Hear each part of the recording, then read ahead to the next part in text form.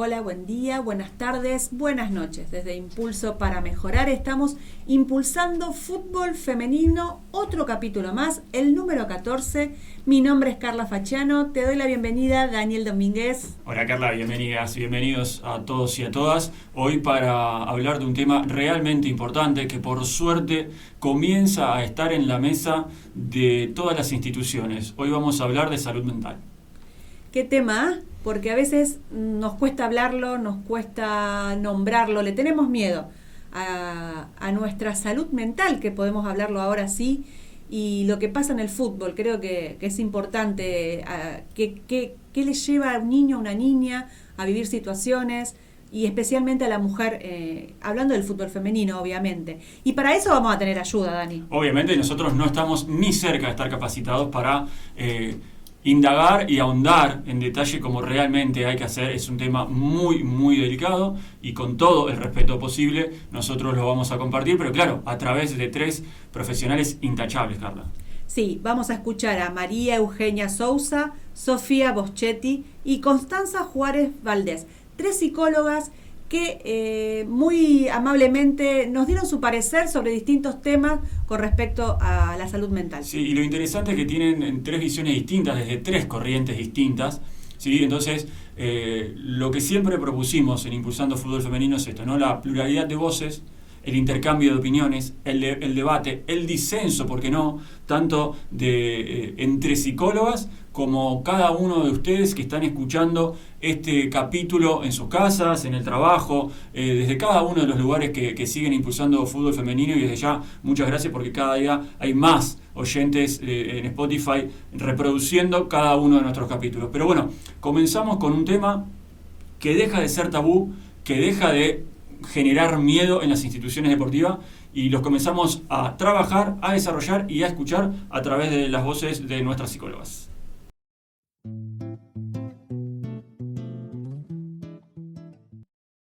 Mira, yo creo que ha habido en los últimos tiempos un gran despertar en cuanto al rol de la mujer en la sociedad. Como decimos los psicólogos, como que hemos ido deconstruyendo, ¿no? Para construir algo absolutamente diferente. La mujer está ganando espacios en espacios donde la mujer no era tenida en cuenta, ¿no? Como que no era su rol. ¿Cuál era el rol de la mujer antes de este gran despertar o antes de este gran cambio? El rol era, la mujer podía ser ama de casa, esposa y madre, punto final, digamos. En cambio ahora no es punto final, ese punto pasa a ser punto y seguido, o dos puntos, porque ¿qué somos? Somos mucho más que eso. Hemos ido ganando espacios donde antes, insisto, la mujer no era tenida en cuenta. Nos hemos ido resignificando y ahora somos mucho más que eso. Descubrimos ámbitos antes desconocidos para nosotros y para nosotras. Bueno, respecto a esta pregunta de cómo veo el rol de la mujer en la sociedad, hay una representación social, ¿no? de la mujer como la encargada de los cuidados, como la madre, como la débil incluso, ¿no? Hay una idea, hay una representación social que es una forma que tenemos, digamos, de ver el mundo. Y esto me parece que se ve bastante y actualmente incluso se sigue escuchando, se siguen viviendo situaciones, incluso en los programas de televisión, incluso en el deporte, incluso en la política, cómo la mujer sigue siendo relegada a un lugar menos importante, de menos poder, eh, y siempre relegada a un lugar de más del cuidado, más de la crianza. escuchando a todo tipo de voces que habitan en estas mujeres que somos, pero que también cumplimos muchos roles y muchas funciones en esta sociedad. Si bien fue cambiando, ¿no? La posición de la mujer dentro de la vida social, bueno, antiguamente, en otro tiempo, la mujer fue pasando por un montón de quiebres y de rupturas de los paradigmas de pensamiento y fue evolucionando y fue cada vez más pudiendo desarrollar sus habilidades, sus capacidades.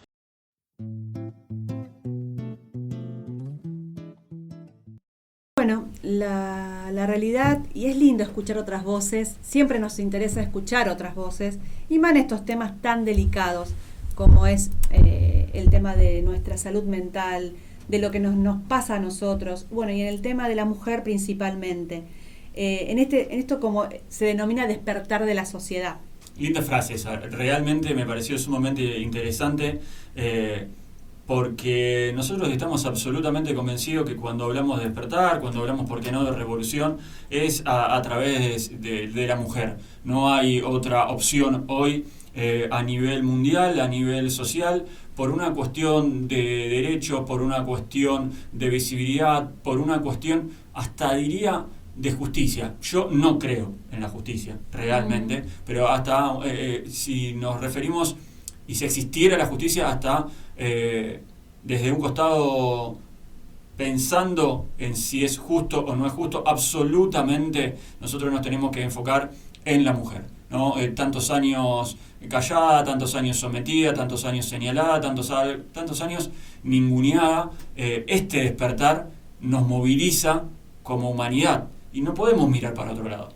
¿Cuántas veces nos han dicho que no podemos hacer esto, que no podemos hacer aquello? ¿Por qué no te quedas en tu casa? ¿Por qué no te quedas tranquila? Deja de meterte en temas que te pueden hacer mal. Yo lo sigo repitiendo esto. Te queremos cuidar. ¿Cuidar de qué? ¿Por qué nos tienen que cuidar? Qué frase esa, ¿no, Carla? Porque al querer cuidar a alguien, estamos sentando una debilidad en esa persona. ¿Por qué nosotros somos más fuertes que esa persona? ¿Por qué esa persona necesitaría que la cuidemos? ¿Por qué no mejor acompañar? ¿Por qué no mejor potenciar? ¿Por qué no mejor generar herramientas conjuntas para que la sociedad toda pueda crecer, avanzar y lograr los objetivos?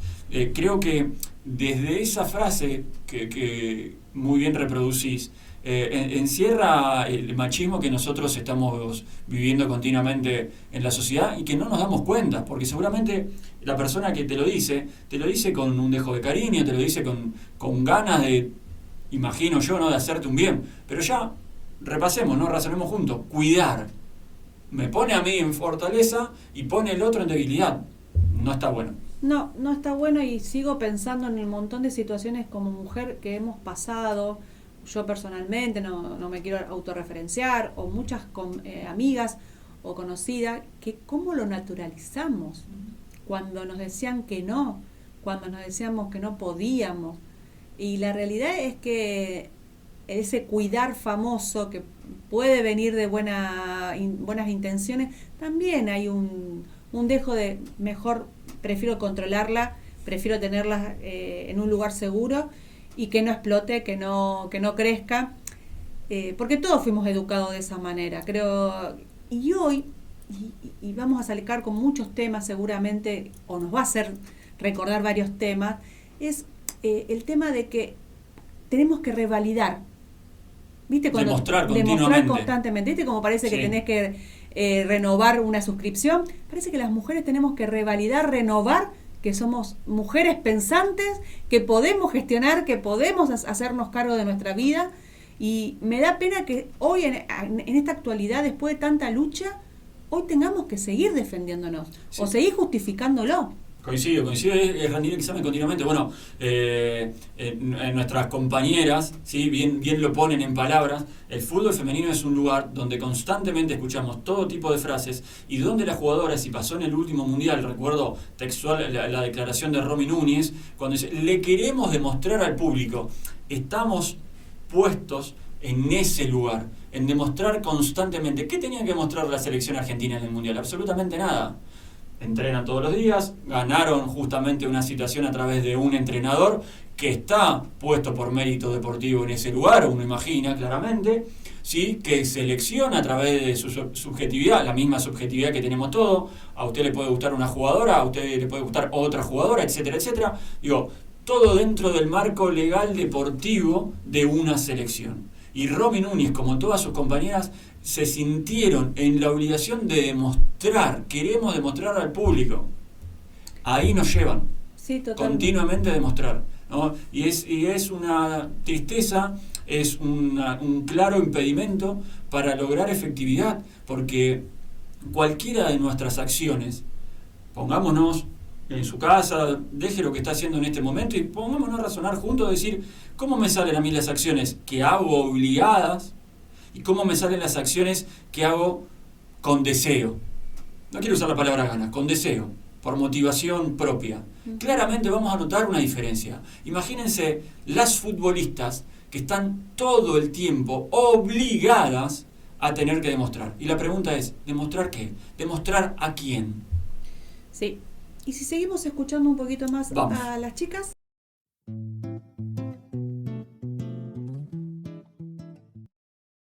A ver, en cuanto a las limitaciones sociales, o por ahí le podemos poner las discriminaciones sociales, hay menos, hoy en día hay menos, pero bueno, nadie mejor que ustedes para hablarlo desde el ámbito futbolístico, que quizás todavía se ve.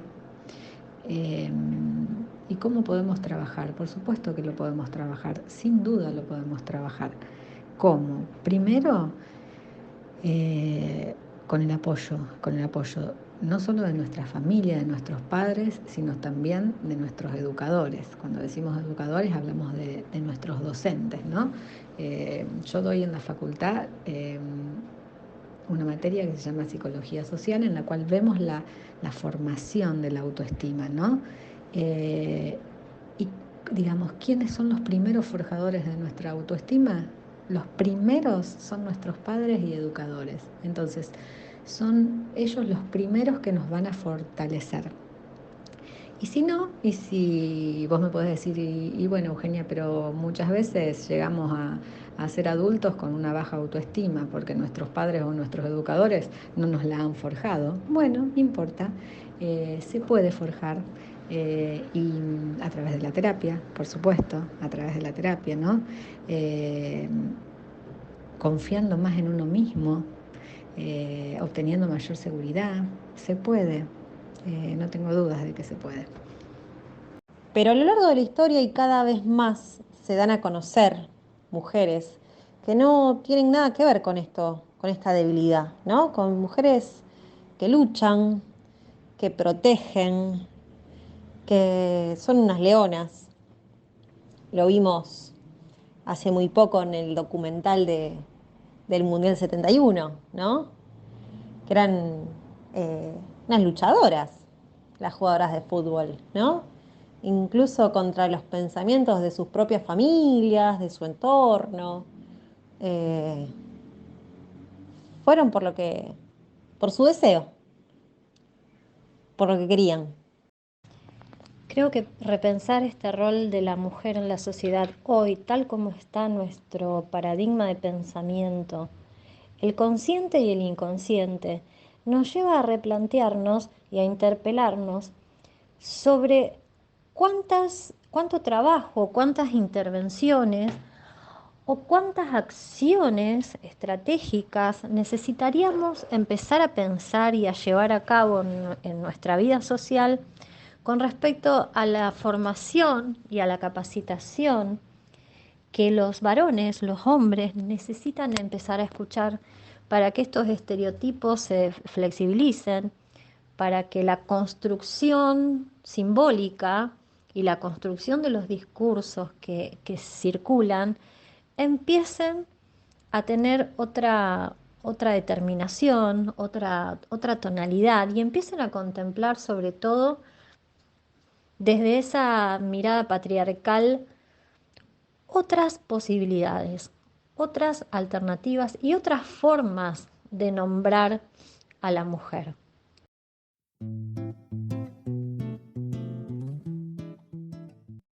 Ay, a mí me dejan sin palabras. La realidad es que me siento identificada y hay que seguir luchando para esa igualdad, que es otro tema que también surgen de todas las charlas. ¿Cuántas veces nos hemos sentido discriminadas? O esa palabra famosa que está de moda en las escuelas, el bullying. La realidad es que a mí me ha pasado de estar en un grupo de varones, en una reunión, y los chistes, ¿viste? Y si no te reí, pareces que no te bancas nada. Y es contra, ¿viste? Te sentís como que es con vos. Se están riendo con vos, se están riendo de vos, no con vos. Y en algunos temas, cuando se deciden quién va o quién lo hace, es como que la mujer siempre está relegada o no es considerada para algunos puestos, algunos cargos. Sigo diciendo, deciden los hombres sobre nosotras. Todo el tiempo. Y eso es lo que no podemos mirar para otro lado. Y ojo, porque yo entiendo perfectamente que seguramente en algún lugar del mundo donde nos estén escuchando, habrá una mujer que diga, ¿y este hombre qué sabe? ¿Sí? Y justamente y tristemente, lo sé, sin querer hacerme el desconstruido, sin querer hacerme que caí de un plato volador, fui criado en una sociedad machista, lamentablemente como cada uno de nosotros. Tengo ejemplos, ¿sí?, de los cuales no me siento orgulloso, y tengo también un aprendizaje continuo para conmigo. Lo que sí tengo también es una visión que no tiene que ver con el género. Yo realmente veo personas, veo si mi amigo o mi amiga tiene buenas intenciones, no veo si es hombre o mujer. En un trabajo veo si la persona que va a llevar adelante el trabajo es apta o apto, y no veo el género. Por eso, desde el aprendizaje y desde el error, sobre todo el error, es que me permito poder debatir, disentir, coincidir sobre el rol de la mujer. Tenemos que hacernos cargo, repito, como hombres lo digo, y como parte de la sociedad. Tenemos que hacernos cargo, porque quien dice que estamos todos en las mismas condiciones, que quien dice que todos partimos desde el mismo lugar, no está viendo la historia completa. Simplemente repasando la historia nos vamos a dar cuenta que la mujer siempre partió de atrás por decisión del hombre. Sí, ¿cuántas veces hemos escuchado de los hombres? Pero no, yo no discrimino, para mí son todas iguales, todos somos iguales. Y eso, la realidad es que no pasa. No pasa porque toman decisiones por ser mujer. Lo hablábamos de manera interna, off the record. No hay peor discriminación que cuando no queremos discriminar, decimos, bueno, pero yo tengo un amigo que... Y ahí inserte el concepto de discriminar. Sí. Político, social, de género. Todo el tiempo vivimos discriminando. Triste, pero hay que responsabilizarse. Y hay que mirar una sociedad o buscar una sociedad más ecuánime. Repito, no creo en la justicia, por eso no hablo de una sociedad justa. Una sociedad más ecuánime. De la única manera que podríamos llegar a crecer es en busca de, no mirando, no criticando, no señalando, no creyendo que ya está todo y que hay y esto, Carla, no te quiero hacer responsable, pero hay un falso avance, porque también tenemos que ver algunas cuestiones que nos hacen creer que se avanzó y repetimos términos de 1500. Entonces hay un falso avance en muchos ámbitos sociales y sobre todo deportivos. No, coincido en esto del falso avance, de la hipocresía que hay, y lo que digo siempre, esto de que hoy lo único que pasa es que da un poquito más de vergüenza decirlo.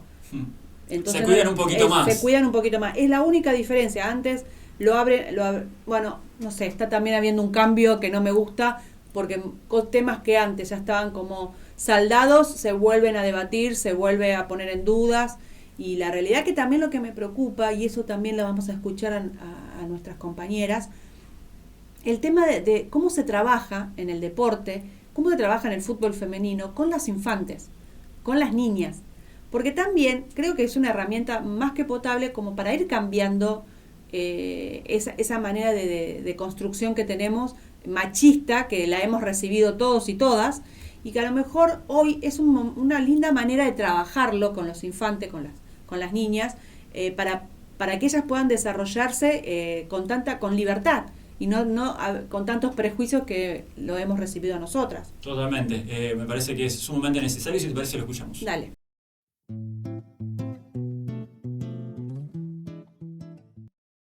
Y de la misma manera trabajamos cuando la mujer está en un lugar de debilidad social, está o la ponen. Muchas veces es el propio sentir de uno, ¿no? Y otras veces nos ponen en ese lugar.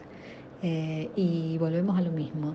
Enfrentar esto, saber que no es así, sentir que no es así, sentirnos segura, empoderarnos, como dice esta palabra que está tan de moda, empoderarnos, y sentir que todo lo podemos.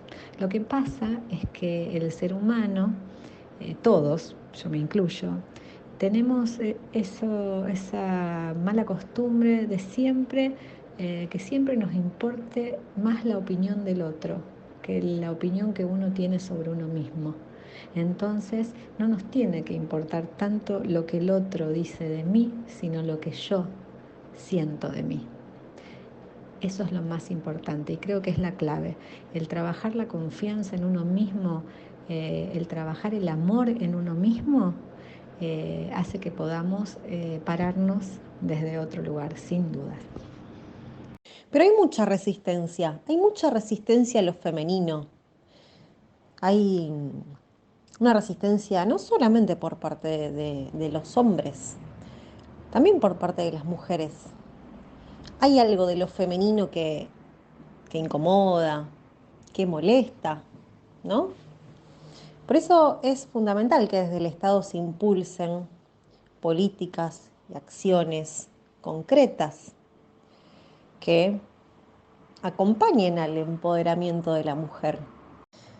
Y especialmente que desde el Estado se impulsen acciones que acompañen a la mujer, también para empezar a cambiar algo en esa representación social de la que hablaba al comienzo, de lo femenino como lo débil, como lo que está siempre un poquito más abajo que el hombre, siempre relegado a un lugar menor. Y eso también se impulsa desde el Estado, se impulsa desde políticas públicas, y no es sin los medios de comunicación, no es sin los medios de difusión que estos cambios se logran. No es sin el deporte, es muy importante el lugar que se le está dando a la mujer en el fútbol, y es muy importante también que los medios lo empiecen a mostrar, ¿no?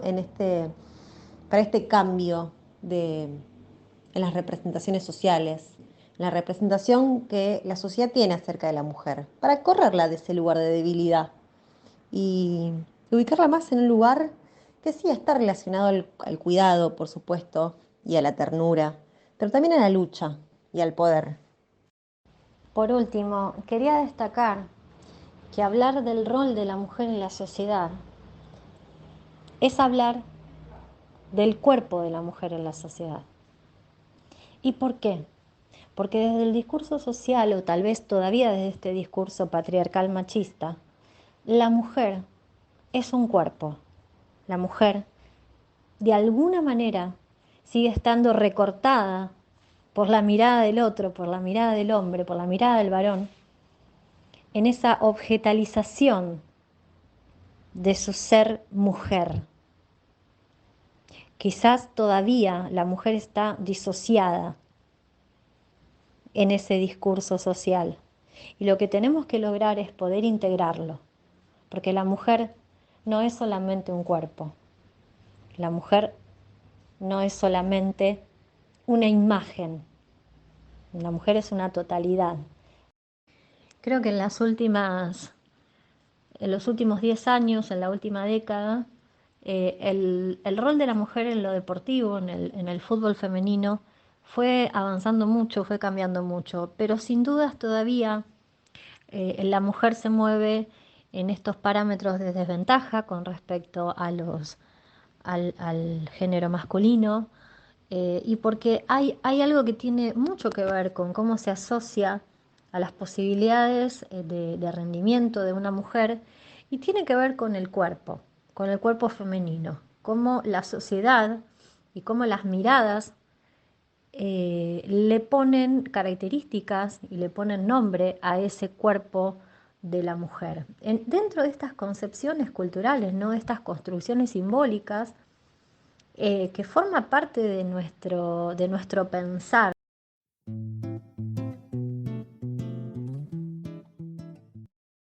Y vamos a tener que hacer varios programas más, Dani, porque la realidad es que nos queda un montón, y a mí me surgen un montón de preguntas, un montón de consultas, y la realidad es que es mucho lo que en estos pocos minutos que hemos podido escucharlas te da para seguir debatiendo y seguir charlando.